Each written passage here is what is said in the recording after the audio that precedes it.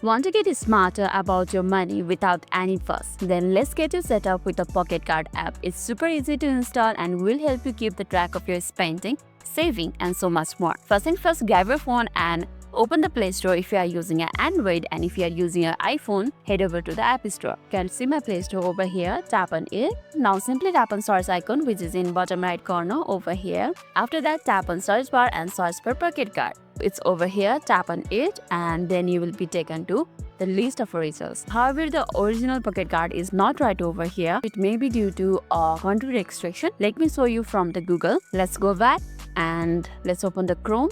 It's over here. Now simply tap on the search bar and search for PocketGuard app. Let's scroll down. So this is how the PocketGuard app should look like, the logo. And under this you can see an option for PocketGuard. Let's tap on it.